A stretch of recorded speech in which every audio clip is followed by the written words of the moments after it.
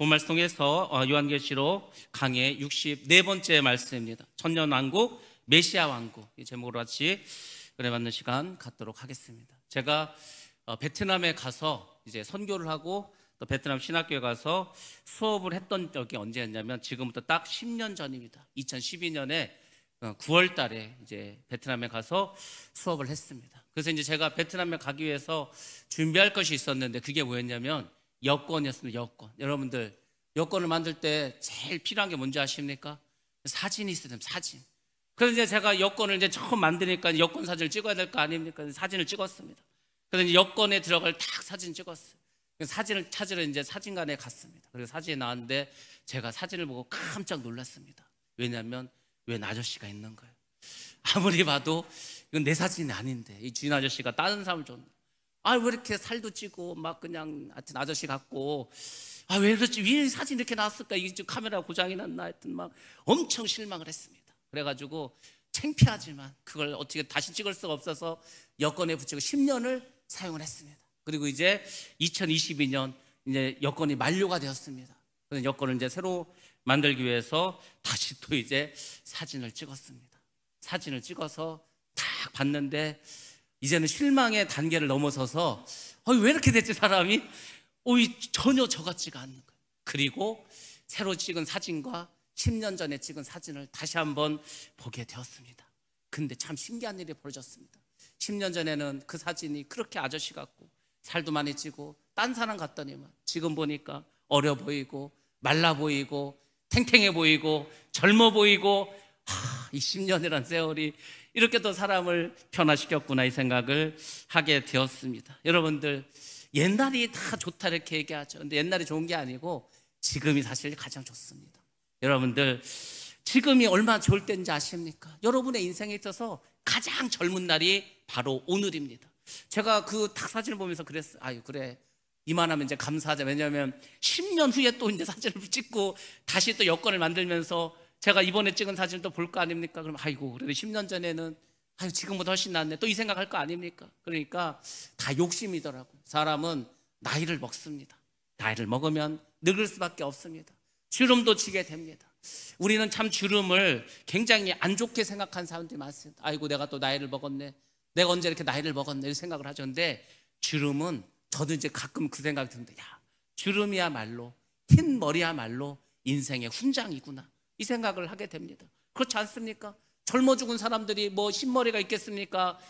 얼굴에 주름이 있겠습니까? 그래도 그 어려운 세파를 이기면서 그 광야 같은 세상을 또 이겨가면서 고통과 슬픔과 아픔의 밤을 이겨가면서 투쟁하고 하루하루를 견디고 살아서 그래서 얻은 그 흰머리고 그래서 얻은 주름이지 않습니까? 그것이 우리 인생의 정말 훈장이구나. 그러니까 여러분들 지금을 기뻐하시고 지금을 감사하시고 지금을 행복하게 살아가시기 바랍니다. 반드시 돌이켜보면 그래도 그때가 좋았지 맨날 후회하지 말고 그러니까 미래의 오늘을 돌아보고 후회하지 말고 지금을 잘 사시면은 나중에 후회할 것도 없습니다. 아무튼 여러분들 주님께서 다시 오시면 우리는 다 천국에서 살게 될 텐데 이 세상 남은 세상이 얼마나 남을지 모르겠지만은 그래도 남은 기간 동안 여러분들 매일매일 하루하루 순간순간을 기뻐하면서 그렇게 살아가시기 바랍니다. 그런 사람에게 주의 은혜가 넘쳐날 줄로 믿습니다.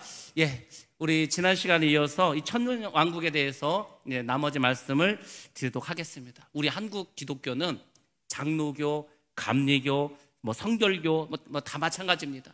대부분의 해외 선교사들이 우리나라에 들어왔을 때가 한참 영국과 미국에서 그 세대주의 전철연설이 아주 한참 뜨겁게 일어날 때였습니다. 오늘날 우리에게도 역시 가장 많이 수용되는 것이 바로 세대주의적 전천년주의라는 것을 우리가 알 수 있습니다. 초창기 그 평양신학교의 출신자들 목사님들이 있습니다. 길선주 목사님이나 또 이명주 목사님 이런 분들은 그 당시에 왔던 선교사들에게 이러한 전천년설을 배우고 여과 없이 세대주의적 전천주의를 학습하고 수용했습니다. 그러니까 그 처음에 왔던 그 선교사에게 교훈을 받던 초기 목사님들, 그 후배들, 우리에 이르기까지 할 거 없이 지금 우리가 알고 있는 그 재림, 그리고 환란, 이것이 가장 일반화되어 있고 많이 알려져 있다는 것을 우리가 알 수 있습니다. 그리고 그 후에 이제 장로교가 조금 더 이제 발전하고 이제 외국에서 공부한 분들도 들어오기 시작했습니다.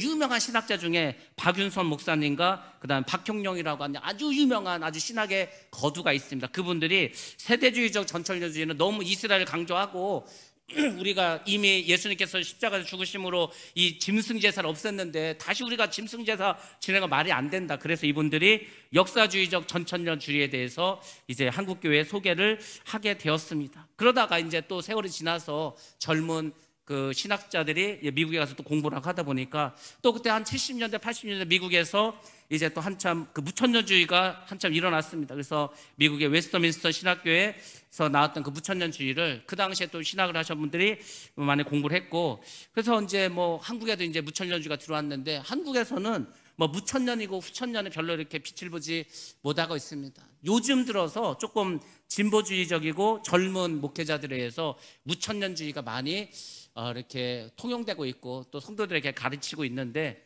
뭐 아무튼 무천년주의든 후천년이든 전천년이든 여러분들이 이따가 제가 결론을 내려드리겠지만은 가장 중요한 것은 뭐냐면 공통적으로 말하는 게 뭔가, 그것만 잘 기억하시면 됩니다.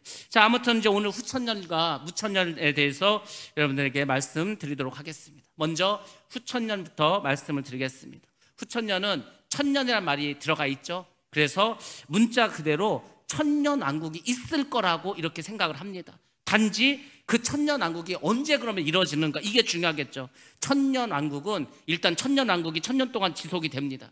천년왕국이 끝나면 그때 예수님이 재림을 하시죠.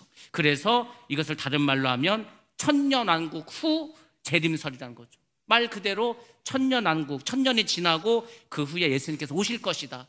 그러니까 예수님이 오시기 전에 이 세상은 천년왕국처럼 거의 막 천국처럼 살아간다는 거예요. 근데 여러분들, 유럽에서 1차 세계대전 터지고 2차 세계대전 터지고 그 전쟁의 참혹함을 맛보고 이 세상을 우리가 과연 천국이라고 할 수 있겠느냐, 이렇게 이제 사람들이 회의를 듣기 시작합니다. 그래서 후천년주의는 이 세계대전으로 인해서 완전히 이제 빛을 잃어버리고 맙니다. 그럼 후천년이 왜 나오게 되었을까? 당시 시대가 그랬습니다. 여러분들, 그 당시에 뭐 18세기, 19세기 이때 유럽이 어땠는지 아십니까? 우리가 잘 아는 것처럼 계몽주의가 지나가면서 산업혁명이 일어났습니다. 이성의 세상이 되었습니다. 과학이 발전하고 의학이 발전하고 이전에는 상상도 할 수 없는 일을 막 일어났습니다. 그 전에 다 동물이 일하고 사람이 일했습니다. 근데 진기기관이 나오더니 기계를 만들어서 기계가 일을 하게 됩니다. 나중에 이제 2차 산업혁명 전기가 발견돼서 전기가 발견돼서 전구가 나오니까 밤에도 불 켜서 막 이제 막 일을 하게 되고, 더군다나 막 그 출근기도 나오고 막 라디오도 나오고 막 완전 별천지가 되었습니다. 야, 세상에 이렇게 좋은 세상이 있을까? 이거 뭐 완전 우리 천국에 살아가는 거 아니냐? 이렇게 생각을 했죠. 그래서 이제 그 당시 사람들이 생각했습니다. 야, 지금 우리가 인간의 힘으로 정말 이 땅에서 왕국을 만들 수가 있겠다, 이렇게 생각을 했었죠. 더군다나 그때 대영제국 영국을 한번 생각해 보시기 바랍니다. 영국은 그 당시에 패권 국가였습니다. 전 세계에 패권을 쥔 게 영국이었습니다. 영국, 우리가 잘 아는 것처럼 해가 지지 않는 나라입니다. 아프리카의 반쪽이 영국 땅이에요. 아프리카의 식민지를 저 위에서 이집트부터 시작해갖고 밑에 남아프리카 공화국까지 그 아래로 내려가면서 전부 다 식민지를 만들었습니다. 아시아에 와서도 식민지 만들지 않았습니까? 아시아에 와서도 얼마나 많은 식민지를 만들지만 인도라는 그 엄청난 나라를, 자기 나라의 몇 배가 되는 인도를 식민지하지 않았습니까? 말레이시아, 이것도 마찬가지죠. 그래서 많은 나라를, 미얀마도 마찬가지 영국의 식민지를 삼았습니다. 그리고 저쪽에 아메리카도 생각해 보시죠. 미국, 캐나다, 그 밑에 있는 나라들, 영국이 막 식민지 삼지 않았습니까? 그리고 이제 뭐 태평양에 있는 섬들, 뭐 여기저기 흩어져 있는 섬들, 중국도 가서 상해를 이렇게 100년 동안 조차해가지고 얻지 않았습니까? 아편전쟁 해가지고. 그러니까 영국이 전 세계를 다스렸습니다. 정말 해가 지지 않는 그런 나라였습니다. 빅토리아 여왕 시대 때 영국은 정말 천국과 같은 삶을 살아가게 되었습니다. 그러니까 이제 사람들 생각해요. 야, 이렇게 좋은 세상이 있냐? 이렇게 정말 천국과 같은 이런 세상이 있냐? 영국이 물론 식민지를 가졌고 또 자기들은 이제 식민지를 다스리는 그런 패권 국가였기 때문에 많은 나라를 힘들게 했겠죠. 그렇지만 영국 본인 자신들은 얼마나 행복하겠습니까? 전 세계를 다 다스리는 엄청난 나라가 되었는데, 그래서 그때부터 이제 후천년주의가 유럽을 통해서 많이 나타나게 되었습니다. 물론 지금은 이제 많이 사라졌죠. 오늘날 미국에 있는 그 복음주의 신학자들에게 이렇게 설문조사를 합니다. 교수님은 도대체 무엇을 믿습니까? 그래서 뭐 전천년, 후천년, 무천년 이렇게 물어봤을 때 전천년을 믿는다. 그러니까 예수님께서 먼저 재림을 하시고 그리고 그 위에 천년왕국이 일어난다. 그 전천년을 믿는 사람들이 75%입니다. 4분의 3은 전천년주를 믿고 있습니다. 그리고 13%가 무천년을 믿고 있습니다. 뭐 천년왕국, 이게 천년 동안 그 왕국이 이루어지는 게 아니고 지금 현재가 천국 왕국이다 이렇게 이제 이야기하는 무천년주의 13%고 후천년은 4천년밖에 사람들이 믿지 않습니다. 그러니까 이제 후천년주의는 많이 사라졌다 이렇게 우리가 보시면 됩니다. 그 후천년의 발전 과정을 조금 더 자세히 말씀드리면 이렇습니다. 이제 영국이 식민지를 이렇게 만들었죠. 그럼 여러분들 식민지 만들 때 누가 들어간지 아십니까? 영국은 식민지를 개척할 때 당연히 배를 끌고 가죠. 대포를 싣고 갑니다. 거기에 누가 같이 타고 간지 아십니까? 목사가 같이 따라갑니다. 그래서 이제 거기 있는 원주민하고 막 전쟁을 하는 거예요. 원주민들 칼 쏘고 아니 뭐 화살을 쏘고 창을 던지고 칼 쓰는데 여기는 막 대포 쏘고 총을 쏘니까 게임이 안 되겠죠. 그러니까 영국에 들어가면은 그 원주민들을 다 그냥 잡아버리고 거기를 식민지화합니다. 그리고 거기에 누가 들어가죠? 목사가 들어가서 교회를 세웁니다. 그래서 그 당시에 교회가 전 세계로 한참 이렇게 퍼져나갔습니다. 정말 말 그대로 세계 복음화가 이루어졌다는 것을 알 수 있습니다.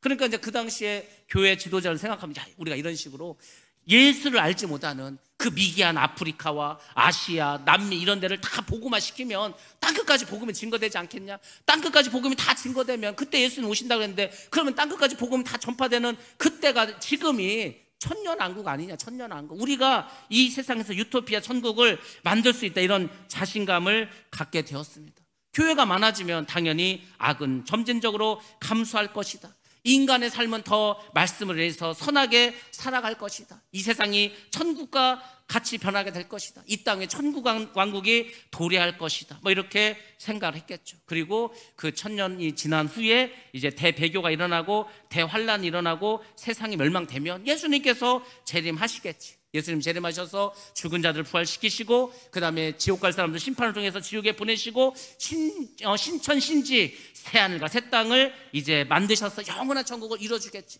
그러니까 뭐 듣기만 해도 얼마나 흐뭇합니까? 야, 그런 세상이 와 얼마나 좋은 세상인가 막 이렇게 생각을 하겠죠. 그래서 그 19세기 때 굉장히 이 후천년이 많이 유행을 했습니다. 후천년도 물론 여러 가지 이제 분파가 있는데 두 가지만 이제 말씀드리겠습니다. 첫 번째는 자유주의적 후천년 설에서 이것을 겁니다. 예수님은 하나님이시다. 그러니까 예수님이 하나님인 것을 믿습니다. 삼위일체를 그걸 부인할 수는 없죠. 그러니까 예수님은 하나님인 건 맞다 이거죠. 근데 예수님은 우주 만물의 주인은 아니라는 거죠. 예수님이 초림하셨을 때 우리에게 어떤 도덕적인 모범을 보이셨다는 겁니다. 그 예수님께서 이 땅에 오셔서 착하게 살아라, 선하게 살아라, 하나님의 말씀대로 살아라 이렇게 막 가르쳐 주셨다는 거예요. 그러니까 이제 이 땅에는 우리들은 인간들은 어떻게 하는 거죠? 그 주님의 말씀을 듣고 공부도 하고 하나님께 지혜도 얻어서 지식을 또 지혜를 충만하게 이제 해서 점점 이 세상을 발전시켜 나가겠죠. 그러면 이제 자연히 이 세상에는 치상낙원인 천년왕국이 이루어지지 않을까 이렇게 생각했습니다. 완전히 인본주의적인 생각입니다. 다 사람이 하겠다는 거 아니에요. 예수님도 별 필요 없다는 거예요. 우리가 지혜가 있고 우리가 과학이 발전하고 우리가 이렇게 지금 똑똑한데 뭐 굳이 예수님이 안 오셔도 우리가 이미 이 땅에다 천국을 만들어 놓겠다는 거예요. 다 만들어 놓으면 그때 예수님 오시라고 뭐 이런 거 아닙니까? 굉장히 낙관주의적인 세계관을 가지고 있습니다. 근데 이거 너무 큰 오류를 범했죠. 왜냐하면 인간의 죄를 너무 가볍게 봤어요. 아니 이 사람이 이렇게 착하고 정말 그렇게 말씀대로 살아가고 이 세상에 정말 선이 조금 넘쳐나고 악이 줄어들면 뭐가 문제가 되겠습니까? 근데 인간은 악한 존재입니다. 인간이 악하다는 것을 너무 우습게 봤어요. 사실 그 자본론 이런 거에서 물론 자본론이 나오기 전에 많은 사람들이 이렇게 생각했습니다. 이 세상은 점점 발전하고 자유가 발전이 되고 그 다음에 이제 복지국가가 되고 그래서 이제 좋은 세상이 될 거라고 생각했죠. 근데 뭘 그 좋은 세상이 왔습니까? 생각지도 않은 공산주의가 나왔습니다. 공산주의가 나서 이 세상의 절반을 공산 세력이 가져가 버렸습니다. 그러니까 공산주의가 나타난 것도 사실 생각을 못했죠. 그러니까 너무 낙관적으로 생각했다는 거예요. 이 세상은 그렇지 않습니다. 이 세상은 마귀도 존재하고 그 마귀 때문에 악한 자도 많이 있는데 어떻게 우리의 힘으로 천국을 만들겠습니까? 그 생각부터 발상부터 잘못된 거, 정말 순진한 생각을 한 것이 바로 자유주의적 후천년설을 주장했던 사람들입니다. 그 다음에 이제 우리가 후천년에서 조금 자세히 아셔야 될 것이 바로 역사주의적 또는 보수적 후천년설이라고 하는 겁니다. 우리 PPT 한번 띄워주시고 보시겠습니다. 이것은 어떤 거냐면은 일단 예수님이 초림하시죠. 그리고 교회 시대가 열립니다. 교회 시대가 열리면서 당연히 신약 시대가 있겠죠. 그리고 말씀드린 것처럼 이제 하나님께서 지혜를 주시고 교회가 황금기를 맞이하고 유대인들이 이제 회복이 되고 해서 이 1000년 동안 이 세상에 천국과 같은 낙원을 이제 만든다 이거죠. 영적인 부흥이 오고 세상은 진보하고 정말 문자 그대로 1000년 동안 이제 왕국을 이 땅에서 누리게 된다는 겁니다. 그러다가 선악간에 극심한 전쟁이 일어나죠. 그 이제 환란 기간 동안에 그 다음에 어떻게 됩니까? 그 후에 예수님께서 이 땅에 재림하십니다. 그래서 성도들이 부활을 하고 그 다음에 이제 최후의 백보자 심판이 있고 그래서 인간의 세상은 이제 끝이 나고 그리고 영원한 천국과 영원한 지옥으로 이제 나누어지게 된다. 이것이 이제 보수적 또는 역사적 후천년설이다 이렇게 생각을 하시면 됩니다. 주로 청교도들, 개혁주의자들, 영적인 부흥이 있었던 19세기에 있었던 그런 신학자들이 이야기한 것입니다. 참 미래를 낙관적으로 본 건 참 좋은데 아까 말씀드린 것처럼 세계대전이 벌어지면서 이 세상은 더 이상 천국이 아니다. 인간의 힘으로는 천국을 만들 수 없다. 이렇게 해서 이제 후천년은 많이 후퇴하게 됩니다. 그 다음에 이제 네 번째로 무천년설입니다. 무천년설은 뭐냐면 천년 왕국이 없다 이게 아니고 그 천년 왕국의 천년이 실제로 천년이 아니라는 겁니다. 그냥 그 천년이라는 수는 문자가 아니라 상징으로 해석을 했습니다. 그래서 그 천년 왕국을 이 무천년주의자는 이렇게 말합니다. 예수님이 이 땅에 초림하셨습니다. 2000년 전에 오시지 않았습니까? 지금 이제 2000년이 흘렀습니다. 예수님이 이 땅에 오셔서 예수님이 재림하는 그 모든 기간이 다 천년 왕국이라는 거예요. 그러니까 천년 왕국은 딱 천년이 아니라 상징이기 때문에 예수님이 초림하시고 재림하시는 그 모든 기간이 다 천년 왕국이다 이렇게 이야기하는 겁니다. 글쎄 그럴 수 있을까? 이제 많은 사람들이 생각할 수 있겠죠. 근데 이 사람들은 성경을 통해서 그렇게 이제 또 생각을 합니다. 그래서 예수님이 초림하셔서 재림하신 전 과정을 천년 왕국으로 보고 이 천년 왕국의 특징이 일단 뭐냐면 예수님께서 이 천년 왕국 동안에 직접 다스린다고 생각합니다. 자, 우리 한번 PPT 한번 보도록 하겠습니다. 그러니까 이 무천년설을 믿으면은 굉장히 우리가 신앙생활하기가 편합니다. 왜냐하면 지금 현재가 천년왕국이에요. 지금 현재가 천년왕국이기 때문에 예수님이 이 땅에 오셔서 모든 악한 마귀들을 다 이제 붙잡으시고 억압하시고 꼼짝 못하게 하시고 예수 믿는 사람들은 마귀가 없는 그런 아주 신령한 상태에서 성령 충만한 상태에서 살아간다는 거예요. 그리고 이제 죽은 자도 있지 않습니까? 죽은 자들이 이 첫째 부활을 했다는 거예요. 이미 어디서 부활했냐면 저 천국에서 영적으로 부활했다는 겁니다. 그래서 거기서 이제 또 천국에서 이렇게 살고 있다는 거예요. 그러니까 이제 무천년을 믿게 되면은 두려울 것도 없고 겁날 것도 없습니다. 왜? 지금 현재 이 땅에서 주님께서 다스리는 세상이기 때문에. 그래서 어찌 보면은 이 무천년을 믿게 되면은 걱정도 없고 근심도 없고 당연히 무슨 환란이라든지 뭐 이런 것도 없습니다. 큰 전쟁이라든지 핍박이라든지 뭐 짐승의 표라든지 적그리스도 이런 거 관심 없습니다. 왜? 아니 이미 예수님께서 마귀를 다 붙잡아서 통제해가지고 꼼짝 못하게 했는데 뭘 그런 일이 벌어지냐는 거. 그냥 이 천년왕국에 그냥 예수님이 재림하시면 믿는 자들 천국 가고 안 믿는 자들 지옥 가고 그냥 끝난다는 거야. 되게 단순하죠. 이것이 바로 무천년이다 이렇게 보시면 됩니다. 이 사람들도 나름 근거가 있겠죠. 그냥 소설 쓰듯이 이렇게 자기들 생각으로 말하진 않았을 겁니다. 이 사람들이 무천년을 주장하는 성경의 말씀이 있습니다. 그게 마태복음 12장 28절 말씀입니다. 자, 우리 한번 말씀 보겠습니다. 시작. 그러나 내가 하나님의 성령을 힘입어 귀신을 쫓아내는 것이면 하나님의 나라가 이미 너희에게 임하였느니라. 아멘. 예수님께서 이 땅에 오셨습니다. 예수님께서 지금 하신 말씀이지 않습니까? 하나님의 성령을 힘입어서 내가 귀신을 쫓아내는 것이면 쫓아내셨잖아요 이미. 그럼 뭐라 했죠? 하나님의 나라가 이미 너에게 임했다는 거예요. 그러니까 이제 이 말씀을 딱 붙잡고 봐라. 예수님께서 하나님의 나라가 이 땅에 임했다고 하지 않냐? 임했다고. 그러니까 이미 이 세상은 예수님이 다스리는 그 왕국이라는 거예요. 왕국이라고. 근데 이제 저는 이렇게 생각해 볼 때 무천년주의자들이 뭘 잘못 생각했냐면 이것입니다. 물론 예수님이 이 땅에 오셨습니다. 그래서 세례요한에 뭐라고 했습니까? 회개하라, 천국이 가까이 왔느니라. 천국이 가까이 왔다는 것은 주님께서, 천국의 주인, 이 땅의 주인이신 예수님께서 오셨다는 거죠. 근데 예수님은 그때는 초림하신 겁니다. 초림하신 예수님은 심판하러 오신 게 아니에요. 우리 죽을 지옥 갈 사람들을 구원하기 위해서 오셨습니다. 근데 이 사람들은 그때 예수님 와서 귀신을 억제하고 통제했기 때문에 이 세상에 있는 모든 귀신들, 마귀들이 예수님 통제 안에 들어가서 이제 귀신들이 활보하지 못한다고 이렇게 이야기를 합니다. 글쎄 뭐 그렇게 말하면은 그런가 보다 우리가 생각할 수도 있지만은 실제 그렇지 않습니다. 예수님께서 이 땅에 오심으로 이미 사단이 결박되고 귀신이 쫓아났죠. 근데 이러한 말씀은, 뭐 성경 말씀은 이것을 조금 오해해서 그런 것 같습니다. 우리가 성경을 보면은 천국이라는 말이 있고 하나님의 나라라는 말이 있습니다. 그리고 하나님의 왕국이라는 표현이 있습니다. 그러니까 이제 저는 하늘나라, 이게 천국을 이렇게 생각합니다. 천국이 뭐냐면 천국은 크게 두 가지가 있어요. 이 땅에도 천국이 있습니다. 저 하늘나라에도 천국이 있습니다. 우리가 알고 있는 천국, 우리가 늘 천국에 가지 않은 그 천국은 저 하늘나라에 있는 천국을 생각을 하겠죠. 그럼 이 땅에 있는 천국은 뭘까? 그것은 하나님의 왕국입니다. 하나님의 왕국. 예수님이 이 땅에 오셨습니다. 그분의 백성들을 만들었습니다. 근데 그분의 백성이 이 세상 모든 사람이 아니라니까요. 예수를 믿는 사람들만 예수님의, 하나님의 백성입니다. 그리고 예수를 믿는 사람들만 하나님의 백성이고 하나님 나라 법을 따라서 살아갑니다. 그러니까 예수님이 이 땅에 오셔서 하나님 왕국을 만드셨지만 이게 온 세상을 다 지배한 건 아닙니다. 이 세상을 다 지배하려면 예수님이 재림하셔야죠. 그때 완전한 하나님의 나라가 이루어지는데 무천년을 믿는 사람들은 그 초림과 재림을 좀 혼돈한 것 같습니다. 그래서 예수님의 초림이 곧 모든 것을 다 해결했다 이렇게 생각을 하는데 그렇지 않습니다. 예수님이 오셨을 때부터 사단의 결박이 시작돼서 이 땅에 하나님의 통치가 이루어지기 시작했다. 그 뭐 말은 맞는 말이죠. 근데 그게 전체냐 부분이냐 이 차이가 있습니다. 초림을 해서 재림하시는 그 전 기간에 사단을 결박하고 성도들이 예수 그리스도와 함께 이 세상을 다스린다. 이 세상은 지금 천년 왕국이기 때문에 얼마나 좋습니까?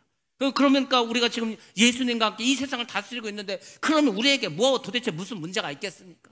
근데 실제는 그렇지 않습니다. 그래서 이 무천년설은 심각한 오류가 있는데 첫 번째는 뭐냐면 사단의 결박에 대한 잘못된 해석을 했다는 겁니다. 정말 성경에서 말하는 사단과 적그리스도와 모든 귀신 졸개들을 하나님께서 주님께서 오셔서 결박했던 것은 계시록 20장 우리가 읽은 이 본문에서 일어나는 일입니다. 그걸 다 붙잡아서 무적행으로 보내지 않았습니까? 지금은 이 세상에서 귀신들 다 돌아다니고 있습니다. 사단을 쇠사슬에 묶어서 무적행에 넣고 잠그고 임봉한 것은 아직 일어나지 않았다는 겁니다. 지금은 일부만 그런 상태, 완전히 이루어지지 않았습니다. 현재는 완전히 갇힌 게 아니라 지금 한참 마귀들이 최후 발악을 벌이고 있는 것입니다. 그러니까 여러분들이 아셔야 되는 거예요. 가면 갈수록 마귀의 역사는 더 강해질 것입니다. 악한 세력들은 점점 더 악해질 것입니다. 사람도 더 악해질 것입니다. 그래서 믿는 자와 믿지 않는 자들이 극명하게 갈라질 것입니다. 극명하게. 세상이 가면 갈수록 이 빈부차도 심해집니다. 가면 갈수록 실력차도 벌어집니다. 가면 갈수록 믿음의 정도도 극명하게 갈립니다. 그래서 정말 믿음을 가지고 목숨까지 바치면서 믿을 사람과 그냥 세상으로 떠날 사람들이 확실하게 갈라진다니까요. 그게 마지막 때 일어날 일입니다. 아직도 마귀는 역사하고 있고 더 강하게 역사하고 최후 발악을 준비하고 있습니다. 여러분들 그걸 기억하셔야 됩니다. 두 번째는 죽은 자들의 부활에 대한 해석이 잘못되었습니다.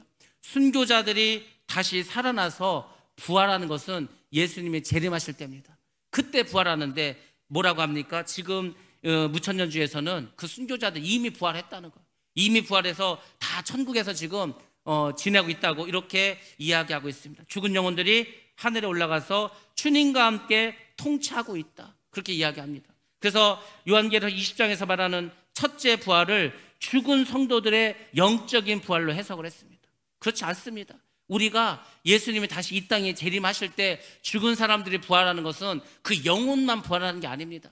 새로운 몸을 가지고 이렇게 부활하는 거. 새로운 몸. 제가 많이 말하지 않았습니까? 군뱅이가 어느 날 매미가 됐어요. 군뱅이하고 매미하고는 하늘과 땅 차지 않습니까? 번데기에서 어느 날 갑자기 나비가 나왔습니다. 나비하고 번데기하고 비교하면 전혀 다르지 않습니까? 그렇게 되는 거예요. 우리 몸은 늙고 병들고 죽고 이런 몸이에요. 근데 새로운 몸을 입으면은 죽지도 않고 뭐 안 먹어도 배고프지도 않고 애를 낳지도 않고 완전히 다른 몸을 변합니다. 예수님처럼, 예수님이 부활하실 때 그 몸처럼 그때 변하는 거예요. 근데 그것은 예수님이 재림하실 때 그런 거지 예수님이 초림하셨을 때 그런 것이 아니었습니다. 아무튼 무천년도 이렇게 조금 해석상의 문제가 있습니다. 자, 그러면은 여러분 보실 때 어떤 게 맞는 것 같습니까? 전천년설이 맞는 것 같습니까? 후천년, 무천년 어떤 게 맞는 것 같습니까? 물론 완벽한 게 없어요. 다 장점이 있고 단점이 있습니다. 자, 전천년을 우리가 한번 생각해 보도록 하겠습니다. 전천년은 우리가 잘 아는 것처럼 환난 전이나 또는 환난 후에 어쨌거나 주님께서 먼저 재림을 하십니다. 그리고 그 후에 천년왕국이 일어나게 됩니다. 그래서 예수님께서 천년왕국에 들어갈 사람들, 그 예수님의 하나님의 자녀들, 예수님의 제자들을 다 데리고 이제 천년왕국으로 들어간다. 이게 가장 핵심적인 말씀입니다. 그래서 미래에 대한 소망을 갖게 합니다. 미래에 대한 소망. 아직 주님 안 오시지 않았습니까? 지금 막 마귀가 계속 역사하고 있지 않습니까? 예수 믿는 게 힘듭니다. 예수 믿는 핍박도 당합니다. 사는 것 자체가 너무 힘듭니다. 그렇지만 주님이 오시면 나는 천국에서 살아간다. 늘 그 소망을 우리에게 주십니다. 그래서 현재의 고난과 환난을 이길 힘을 주는 것, 그게 바로 전천년설이라는 겁니다. 그 다음에 무천년이 있습니다. 무천년설이 다 나쁜 게 아닙니다. 무천년은 이렇게 말하고 있지 않습니까? 이미 사단이 결박당했다는 거죠. 죽은 영혼도 이미 살아서 주님과 함께 통치하고 있는 중이라는 거, 천국에서. 그러니까 이 땅에서도 이미 천년왕국 이루어져서 믿는 사람들이 주님과 함께 마귀 다 그냥 물리치면서 이렇게 살고 있다는 거예요. 죽은 자들도 이미 다 부활해가고 천국에서 그렇게 살고 있다는 겁니다. 그러니까 무천년은 다가올 미래를 고대하고 소망하는 것이 아닙니다. 그냥 현실 속에서 주님과 동행한 삶을 강조하는 거예요. 주님이 이미 우리 속에 들어와 계시고 우리와 함께 하시고 이미 지금 우리가 살아가는 게 천년왕국인데 뭘 더 우리가 기다리냐, 이렇게 말하는 거죠. 그러니까 걱정할 것도 없고 두려워할 것도 없고 주님이 함께 하심으로 우리가 믿음으로 살자, 이것을 말하는 겁니다. 둘 다 참 맞는 말인 것 같죠. 여러분들은 어떤 게 더 맞다고 생각합니다. 생각하십니다. 어떤 게 더 맞는 게 아니고 제가 볼 때는 둘 다 중요하고 둘 다 맞다, 이렇게 생각하시면 됩니다. 제가 로마서를 하면서 이런 말씀 드렸습니다. 구원의 이중성. 구원의 이중성이 영어로 이렇게 표현합니다. Already but not yet. Already, 이미 구원은 이루어졌다는 거. But, 그러나 not yet. 아직은 아니라는 거죠. 우리가 예수를 믿음으로 구원을 얻었습니다. 과거에 이미 다 여러분들 과거 예수를 다 영접하지 않았습니까? 구원을 얻었습니다. 근데 그 구원은 아직까지 완전히 이루어지지 않았습니다. 언제 이루어지는가? 주님이 오셔야 그 구원이 완성된다는 겁니다. 그것을 우리가 구원의 이중성이다, 이렇게 말하는 것입니다. 여러분들, 우리가 이 땅에서 지금 천국을 누리고 있다고 생각하시기 바랍니다. 무천년 주지자처럼 주님이 함께 하시고 악한 자를 우리가 다 물리치고, 그러니까 이 땅에서 내가 정말 주님과 함께 살고 있다고 생각하시기 바랍니다. 그리고 이제 예수님이 재림하시면 그 메시아 왕국에서 천년 왕국에 들어가서 또 주님과 함께 영원히 산다. 이것도 여러분들 고대하고 생각하면서 그 미래를 소망하면서 한번 살아보시기 바랍니까? 그러면 진짜 걱정할 게 뭐 있습니까? 지금도 내가 천국이고 앞으로 주님 오시면 진짜 천국 가서 살고, 지금은 이 땅의 천국에서 살고, 주님 오시면 저 하늘나라 천국에 살고, 그러니까 우리는 영원히 천국에서 지금도 살고 있는 거 아닙니까? 그렇게 생각하시면 되겠죠. 이게 옳다 이게 아니고 이것도 맞고 이것도 맞고 하면 되는 거 아닙니까? 그래서 저는 항상 하늘나라를 그렇게 생각합니다. 천국은 두 가지가 있다. 저 지상 천국이 있고 저 하늘나라의 천국이 있다. 이 지상 천국이 이미 예수님께서 오셔서 우리에게 권세를 주시고 그 하나님의 자녀로서의 여러 가지 능력과 권세 다 주시지 않았습니까? 그걸 여러분들이 가지고 누리는 거예요. 이게 한국 사람들은 뭘 못하냐면은 누리는 걸 못해요. 누리는 거를 호사다말하고 좋은 일만 생기면 은근 걱정이 됩니다. 야, 이게 왜 자꾸 좋은 일만 생기지? 이게 또 뭐 큰일이 일어나는 거 아니야? 막연하게 그런 불안증이 있어요. 지금 현재 아무 일이 없어도 막 문제를 막 만들어가지고 막 혹시 이런 일 생기면 어떡하지? 혹시 이렇게 자꾸 만들어서 이렇게 걱정하는 그런 경우가 있습니다. 그럴 필요 없다니까. 지금 주님이 함께 하신다고, 함께 하시고 있지 않습니까? 또 그걸 믿으시길 바랍니다. 그 주님이 앞으로 또 오신다고 하지 않습니까? 그러면은 그 주님과 함께 다른 세상에 가서 또 사는 거예요.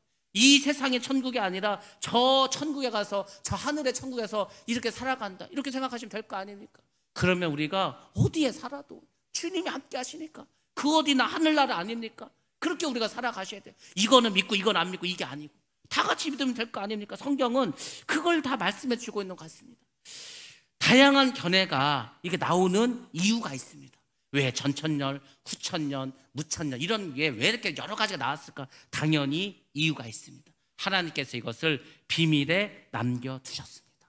하나님은 이 세상을 섭리하시고 계획하시고 역사하십니다. 그것을 우리를 통해서 믿으라고 우리가 믿음으로 살라는 것입니다. 만약 예수님께서 다 알려줘서 야 사실은 내가 몇 년 몇 월 며칠 내 몇 시에 어디로 가 다 알려줘도 생각해 보세요. 우리에게 믿음이 있겠습니까? 다 마음대로 살다가 전날 회개하고 다 돌아올 거 아닙니까? 예수님께서 만약에 전천년, 후천년, 무천년 딱 답을 줘갖고 사실은 내가 이때 갈 거야. 그 다 알려주면 사람들이 다 믿음으로 살 것 같지만 절대 그렇지 않습니다. 하나님께서는 중요한 거는 그냥 다 비밀에 맡겨두십니다. 그냥 우리가 그걸 모르게 하십니다. 모르지만 믿게 하시는 거예요. 믿음으로 살게 하십니다. 그래서 우리가 예수님이 언제 오실지 그 재림의 날을 모르는 것처럼 확실하게 알지 못하는 게 사실 우리가 더 믿음으로 살 수 있습니다.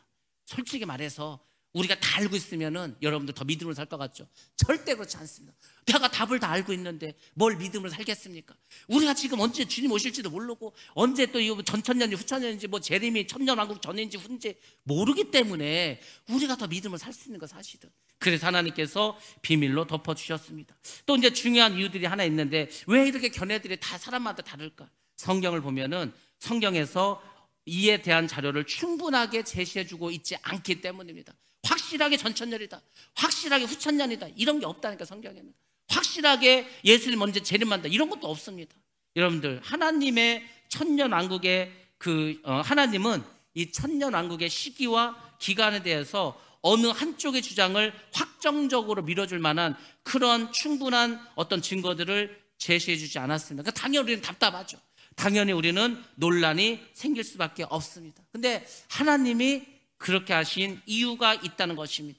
그게 아까 말씀드렸잖아요. 구원의 문제하고도 같은 거라고. 우리가 구원에 대해서 어떻게 생각합니까? 잘 모른다고 하지 않았습니까? 이미 구원을 받았지만 아직 다 받은 건 아니고 나중에 완성이 된다. 그런 것처럼 여러분들 구원에 대한 그 문제도 본질적인 문제가 있는데 여러분들 우리가 전천년을 믿으면 그럼 천국 가고 후천년을 믿으면 지옥 갑니까?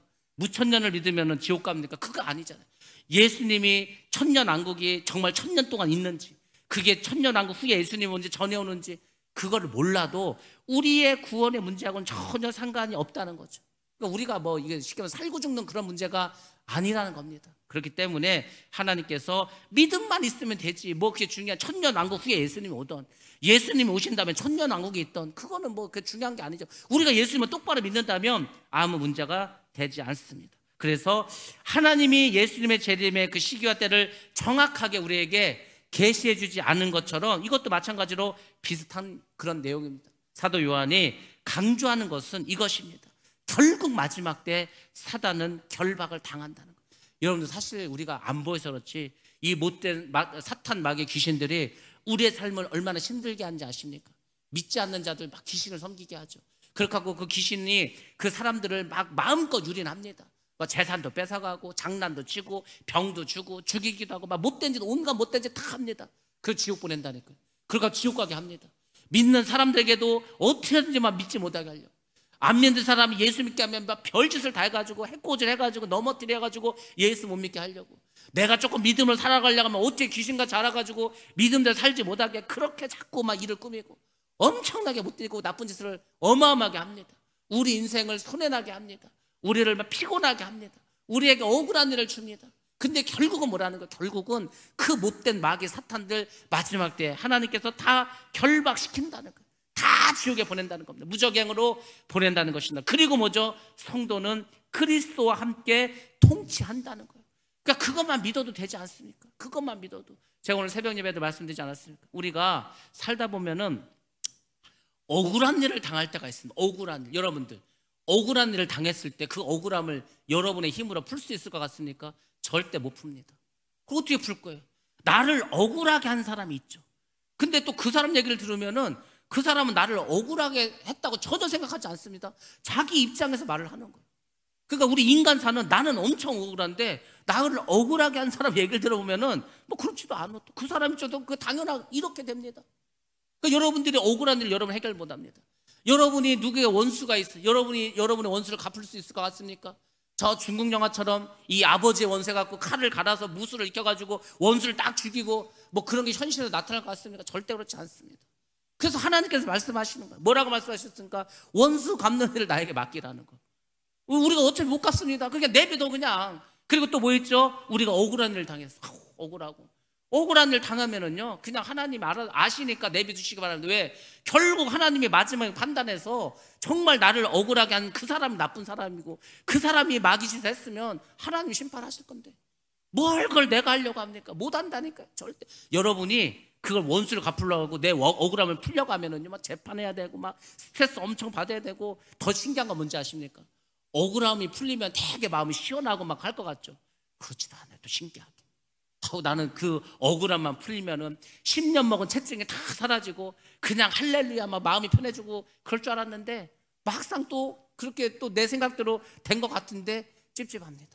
그런 거예요. 그러니까 하나님이 해결해 주셔야 된다니까. 여러분들 억울한 일을 만나던 가슴 아픈 일을 만나던 말도 안 되는 일을 만나던 그냥 내비두시라니까요. 그냥 냅두는 거예요. 냅두고 우리는 기도만 하는 거예요. 기도하면서 하나님이 알아서 하시라고. 하나님이 해결해 주시면은 아무 탈이 없습니다. 하나님이 해결해 주시면 난 스트레스 받을 필요도 없어요. 왜? 하나님이 하실 건데 뭘 굳이 내가 뭐 하려고 합니까? 저는 그냥 다 내비둬요. 그냥 내비두면 하나님이 역사하시면 내비두고 기도만 하시기 바랍니다. 다 하나님이 하시는 거. 그게 믿음이다니까. 그걸 내가 하려면은 못 삽니다. 세상 어떻게 살 거예요? 막 이 답답하고 힘들어가지고. 성경은 우리에게 그걸 최종 승자, 그 마귀는 다 지옥 가고 우리는 주님과 함께 천국에서 통치하면서 다스릴 거다. 아이 그러니까 뭘 이렇게 걱정하십니까? 그것을 우리에게 말씀해 주고 있습니다. 그 다음에 다양한 견해가 나온 두 번째 이유는 각자 자신이 생활해온 입장과 경험으로 본문을 해석하기 때문입니다. 우리가 성경을 해석할 때 성경을 성경으로 풀어야 되는데 성경을 뭘로 푸시는지 아십니까? 성경을 내 경험과 내가 살아왔던 방식과 내 생각으로 성경을 자꾸 풀려고 합니다. 그래서 내가복음이 나오는 거예요. 내가복음이. 그리고 미혹에 빠지게 되는 겁니다. 성도는 목회자에게 영향을 받습니다. 한번 그렇지 않겠습니까? 맨날 목사님이 하는 얘기 거기에 영향을 받을 수밖에 없겠죠. 그러면 그 목사는 누구에게 영향을 받습니까? 자기가 신학교에 다녔을 때 그 신학교 교수에게 영향을 받을 수밖에 없습니다. 그러면 그 신학이라는 것은 그 신학자는 무엇에 영향을 받습니까? 그 사람들이 살고 있던 그 시대 상황, 그 시대 상황에 영향을 받을 수밖에 없습니다. 지금 우리가 말했던 전천년, 후천년, 무천년이라는 것도 결국은 그것이 나왔을 때 그 시대 상황이 그랬다는 거예요. 그 시대에는 그게 맞아. 사람들이 그렇게 해석을 했어. 그렇게 가르쳤어. 그렇게 알고 있었어. 근데 그게 더 온전한 게 아니라는 겁니다. 한국의 예를 한번 들어보겠습니다. 한국은 우리가 말씀드린 것처럼 전천년설을 공부했습니다. 뭐 우리 대부분 다 그렇게 믿고 있지 않습니까? 여러분 중에서 천년왕국 뒤에 예수님 오신다 이렇게 믿는 사람 있습니까? 아니면 천년왕국 없어 이렇게 믿는 사람 있습니까? 우리 대부분은 다 거의 다 비슷한 그 구원관과 재림관을 갖고 있습니다. 어쨌거나 마지막 또 환란이 있죠. 그래서 환란이 있어. 그래서 이제 휴거를 합니다. 물론 휴거를 환란 전에 받을 거냐 중간에 받을 거냐 아니면 7년 환란 다 겪고 휴거될 거냐 이건 차이가 있지만은 공통적인 건 뭐냐면 어쨌거나 7년 환란이 있고 그 후에 예수님 온다는 거예요. 예수님 오셔서 이제 천국 갈 사람들 천년왕국 보내고 나머지 사람들 저 무적양을 보내고 천년왕국을 이렇게 뭐 만드시고 이게 다 전천년설의 결국은 우리는 대부분 그렇게 믿고 살아가고 있습니다. 그 왜 우리는 그렇게 믿을까? 여러 가지 이유가 있지만은 우리가 기독교가 들어올 무렵에 한국 상황이 어땠습니까? 조선말 아니었습니까? 대한제국 그 나라였습니까? 거지 나라죠.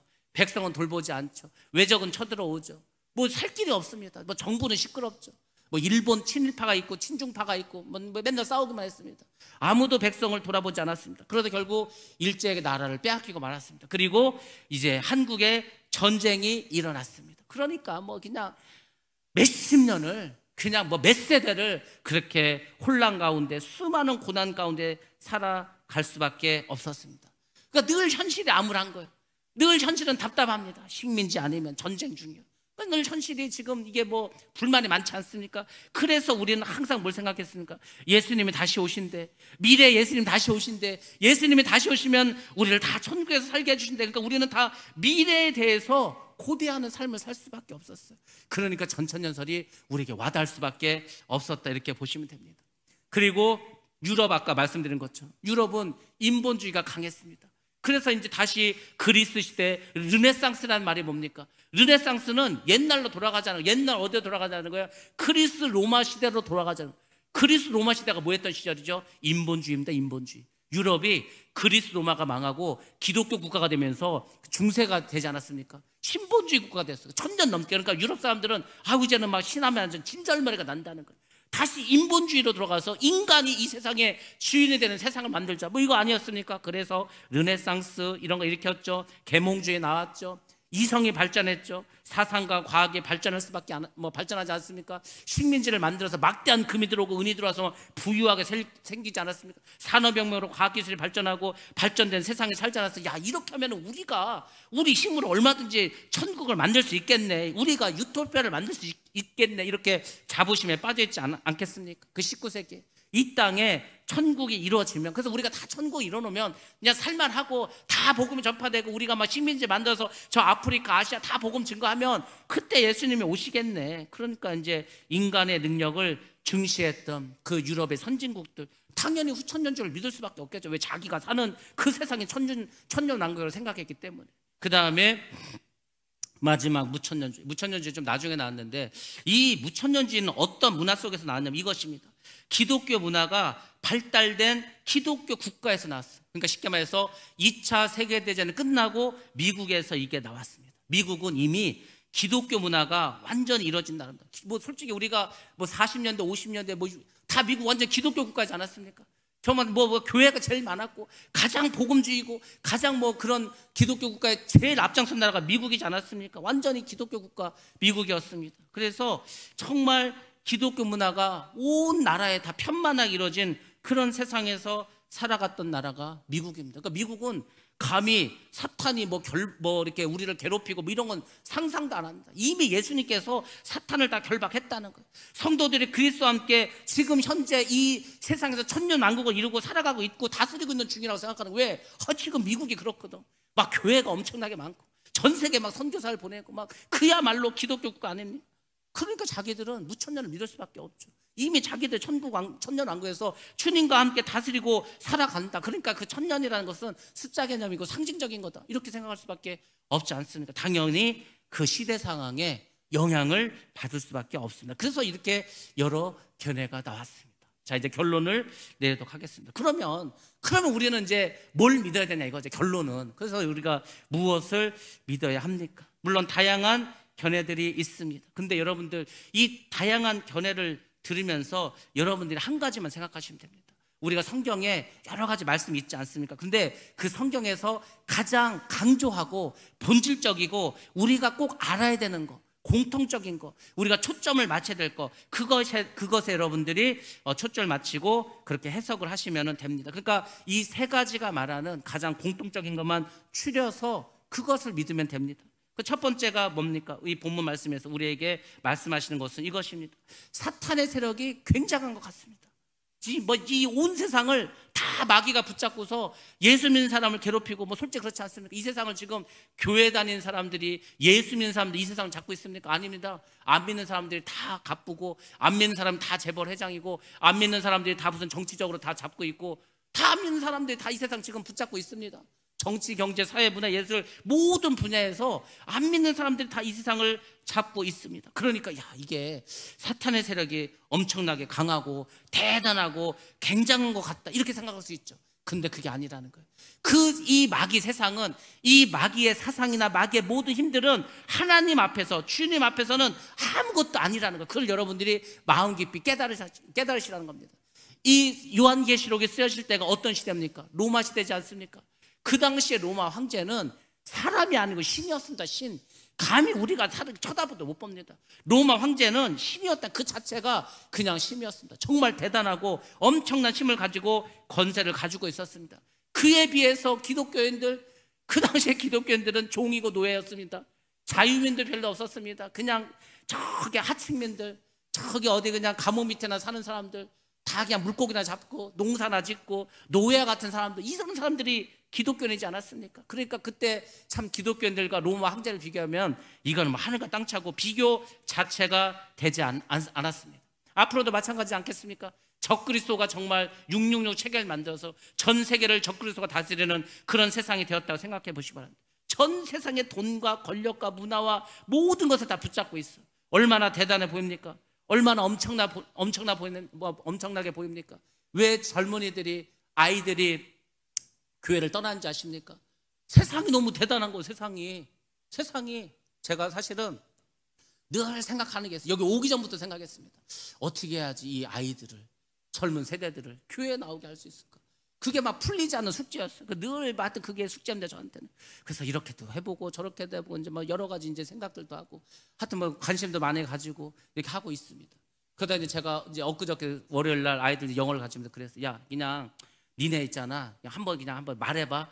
어떻게 하면은 니네가 친구들을 데리고 올 수 있냐? 쉽게 말해서 어떻게 하면 믿지 않는 친구들이 교회에 올 수 있겠냐? 제가 물어봤죠. 교회에서 도대체 뭐 어떻게 해주면 애들이 올 것 같냐? 이렇게 물어봤습니다. 훨씬 탄회하게, 솔직하게, 현실적으로 한번 얘기해보자고.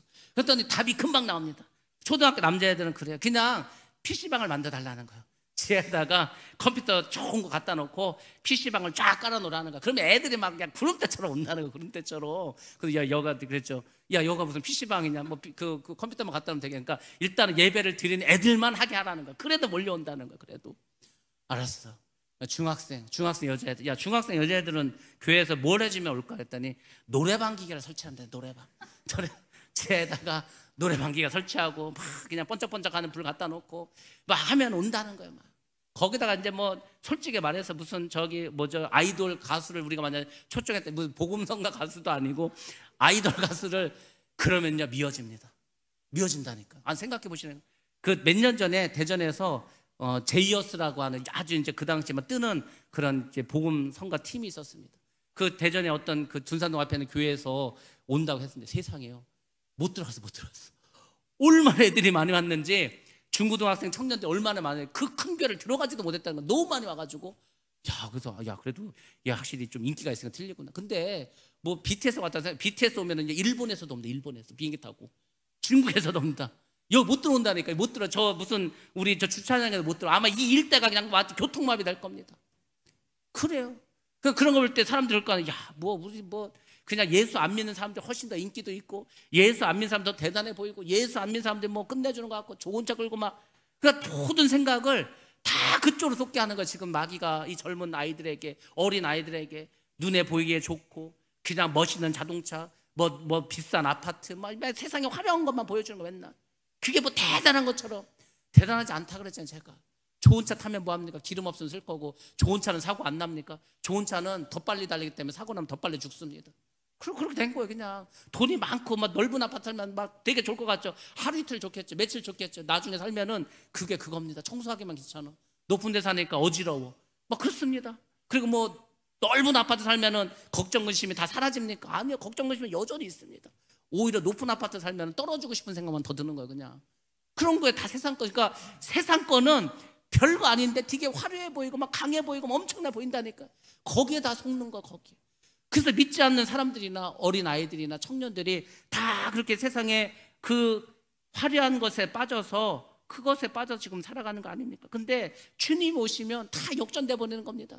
주님이 오시면은 아무것도 아닌 것 같고 바보 같고 정말 진짜 이 세상 별 볼 없이 살아갔던 그 사람이 대단해지는 겁니다.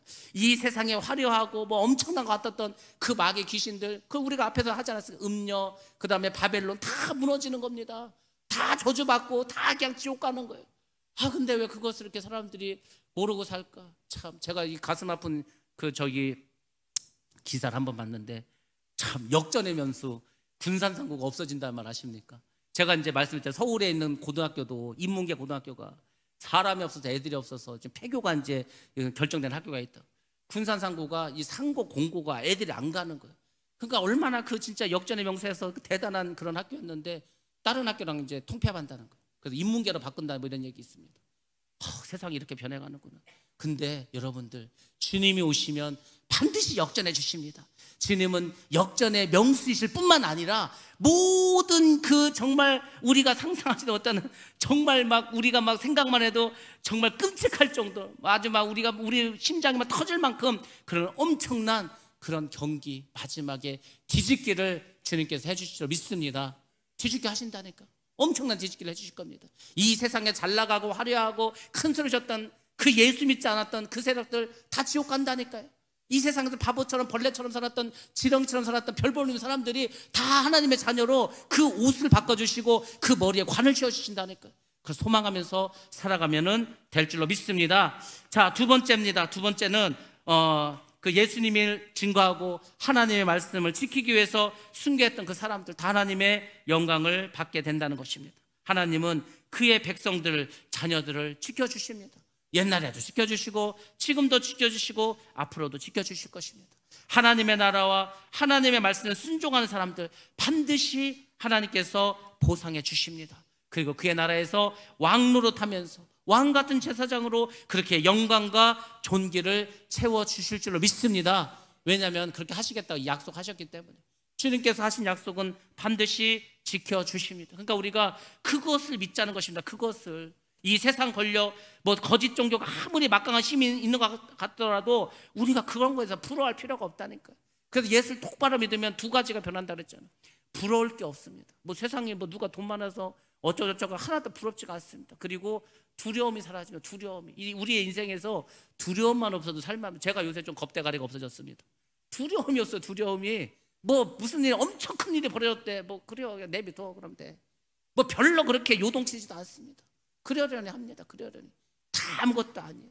아, 뭐 이 세상 다 불타 없어질 건데 더 가지면 뭐 할 거고. 그렇지 않습니까? 뭐 성경에서 이미 이렇게 말씀해 주셨는데. 그러니까 여러분들이 두려워하지 마시고 이 세상을 부러워하지도 않고 주님만 바라보시기 바랍니다. 그분께서 약속하신 그 약속을 붙잡으시기 바랍니다. 로마서에 보면은 이런 말씀이 있습니다. 우리 성도는 하나님 나라의 상속자라고 말씀해 주고 있습니다. 아니, 세상에 나도 알지 못하는 어떤 우리 할아버지, 어떤 뭐 고모가 나에게 재산을 수십억을 남겨줬다. 아이, 그럼 여러분도 어떻겠습니까? 난리나지 않겠습니까? 근데 하나님께서는 하늘 나라를 우리에게 상속해 주셨다고 합니다. 주님과 함께 영광을 받기 위해서 고난에 참여하면은 현재 받는 이 고난은 그리스도가 우리와 함께 하실 때 장차 얻을 그 영광에 비하면 아무것도 아니라고 성경이 말씀해 주고 있습니다. 여러분들, 우리가 이제는 생각을 좀 달리 하셔야 됩니다. 이 세상만 바라보지 말고, 이 세상의 화려한 것만 바라보지 말고, 정말 본질, 가장 아름다운 것, 가장 기쁜 것은 무엇일까? 우리가 정말로 고대하고 바라야 될 우리의 소망은 어디에 가져야 될 것인가? 천년왕국 괜히 나온 게 아닙니다. 이 세상이 힘드니까, 어려우니까, 늘 억울한 일을 당하니까, 바보처럼 살아야 되니까, 이것을 우리가 어디 가서 해결할 수가 없으니까 우리가 그를 믿자는 거예요. 그걸 소망하자는 거예요. 그래, 지금 내가 이렇게 살지만 조금만 기다려봐라. 우리 주님이 오시면 완전히 판을 뒤집으실 것이다. 우리 주님이 오시면 완전히 깨트려 버릴 것이다. 우리가 막 일본하고 야구하다가 막 지고 있는데 8회만 되면 이승엽이 홈런 쳐서 막 역전시키고 막 그러지 않습니까? 그것만 해도 대단한데 이거는 그런 차원이 아니죠. 인류의 역사를 바꿔버리십니다. 그래서 여러분들 말씀을 생각하시고 주님의 약속을 기억하시고 그것으로 여러분의 마음에 소망을 가지시고 살아가시기 바랍니다. 우리 로마서 말씀 같이 한번 읽어보시고 오늘 말씀 마치도록 하겠습니다. 로마서 8장 17절과 18절 말씀입니다. 같이 봅니다. 시작. 자녀이면 또한 상속자 곧 하나님의 상속자요 그리스도와 함께한 상속자니 우리가 그와 함께 영광을 받기 위하여 고난도 함께 받아야 할 것이니라. 생각건대 현재의 고난은 장차 우리에게 나타날 영광과 비교할 수 없도다. 아멘. 여러분들, 현재 고난이 있죠. 어려움이 있죠. 근데 우리가 장차 주님이 오셨을 때 우리가 받을 그 영광이 있습니다. 그것과 비교하면 지금 우리가 겪는 고난 아무것도 아닙니다. 그냥 세 발의 피입니다. 세 발의 피. 아무것도 아니에요. 그냥 지나가면 되는 겁니다. 그냥 냅두면 되는 거. 냅두면. 여러분들 그 믿음을 가지시고 하늘나라 소망하시고 주님을 고대하시기 바랍니다. 반드시 여러분 삶이 복된 삶, 기쁨의 삶, 감사의 삶으로 변화될 줄로 믿습니다. 그런 저 여러분 되시기를 주님의 이름으로 축복합니다.